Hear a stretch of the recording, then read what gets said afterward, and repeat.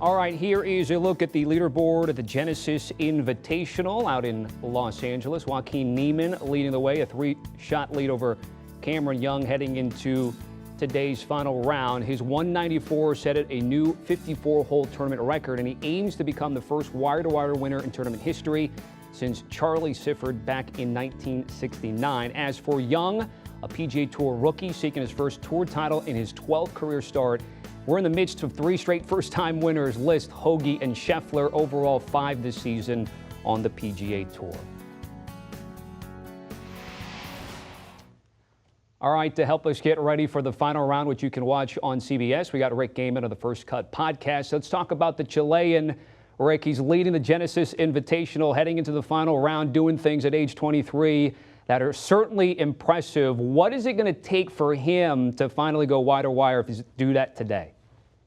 Yeah, absolutely, Tommy. Just a little bit more of that magic that we've seen from Joaquin Niemann all week long. He's been absolutely phenomenal from the first tee shot that he hit on Thursday morning, and he's doing it all via the ball striking. You know, he is such a great hands player. He's able to get his body in positions that a lot of other golfers are not able to, and he's a great ball striker because of that. And when he got off to that really quick start on Thursday, we thought there was going to be a little bit more leaderboard gravity. That's where the guy at the top eventually comes back to the field, but we haven't seen it yet. And now with just 18 holes to go, he is probably just a 2-under round away from winning this thing with the way the rest of the leaderboard is shaping up. So a lot of the hard work is done for Joaquin Niemann. He does not need to do much to get this thing wrapped up, but he does need to kind of avoid, you know, the death by paper cuts, which can happen at Riviera, certainly on Sunday.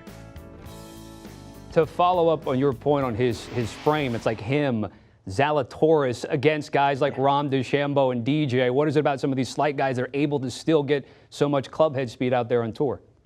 It's amazing. They're able to really torque their bodies, right? And Rory Mcelroy, I think, is a perfect example. He's not nearly as slender as the Will Zalatorises of the world or the Joaquin Niemanns, but Rory's not a big guy, but he's so efficient. Every single movement in that golf swing works in his favor, and he is able to generate so much club speed and so much distance off the face. And that's what we're seeing with some of these younger guys, some of these slender guys. It's all about angles. It's all about torque, and they're doing it in a way that I could only dream of, Tommy, and they're certainly putting it to good use out there.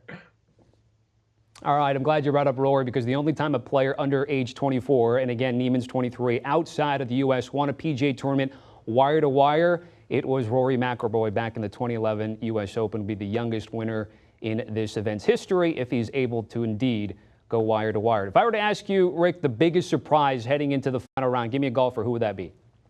Yeah, absolutely. So Scottie Scheffler would be my guy, and you mentioned it at the top, Tommy. We're in the midst of many first-time winners, and Scottie Scheffler got his first PGA Tour victory last week, and it's not a surprise that he's playing well. Scottie Scheffler, an excellent golfer, but coming off your first PGA Tour victory, coming off an emotional playoff win against Patrick Cantlay, a win where you could have wrapped it up on 18, but you missed that putt, a win where it had the most raucous crowd that we see in Phoenix every single year. It's just an exhausting week, and he mentioned that all week long here at Riviera. He said he was tired. He said he was burned out. He said he needs some rest. Well, Scotty, you've got 18 more holes to go, and then you can get that much-needed rest, but it is so surprising and so exciting that he's been able to put 3 really good rounds together and make a lot of noise flying up this leaderboard.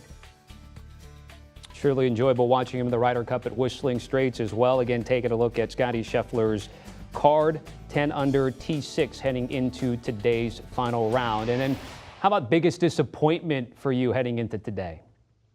Yeah, I think it has to be Jon Rahm. You know, for the last basically year, every event that Rahm has teed it up in, he's been the favorite to win. And by luck and chance and circumstance, he does not have as many victories as I'm sure he wishes he had. But what we're seeing from Jon Rahm right now is a complete inability to make any putts. That dates back to last week in Phoenix as well. So over his last 7 rounds, that's last week and this week, he's losing over 8 strokes putting. And without looking it up, Tommy, I imagine that that is probably one of the worst 2-event stretches of his career. You can see the frustration on his face. He never hides that emotion, and he is just unable to take the lid off the cup. And if that continues, it's just going to be a struggle for him. So we'll see Jon Rahm, who's one of the better short game players, one of the better putters on the PGA Tour, if he can find something here in the final round at Riviera that he can carry over into the next, stretch of golf that's got so many big tournaments coming up. But he's really going to start to need to see the ball going into the cup off the putter face.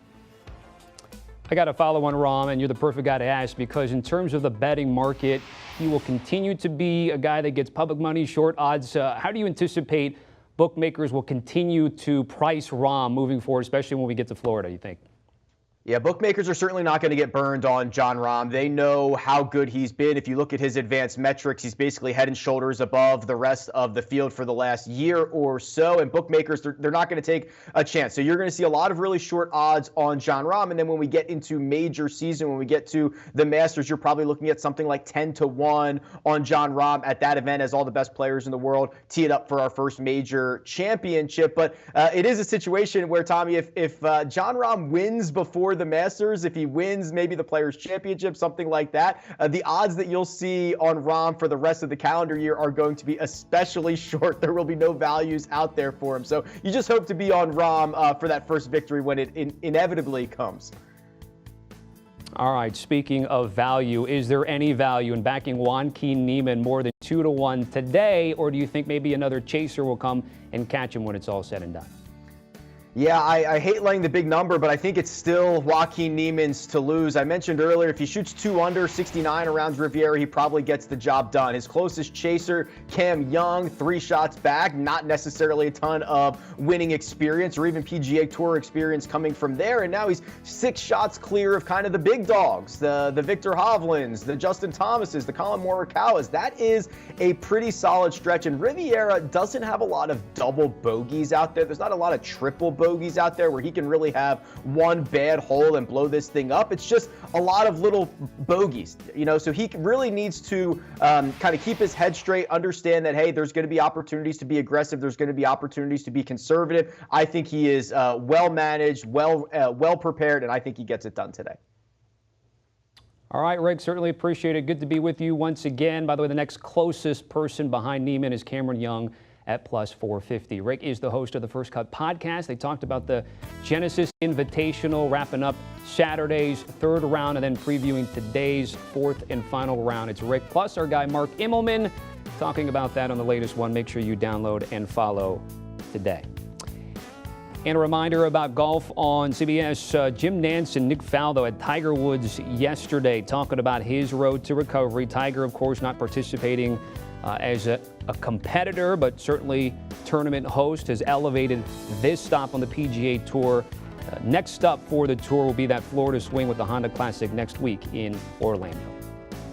Do you want a sports network that delivers everything that matters about the game? The highlights, the picks, the instant analysis, no yelling, no fake debates, no politics. Hit the subscribe button and never miss a moment.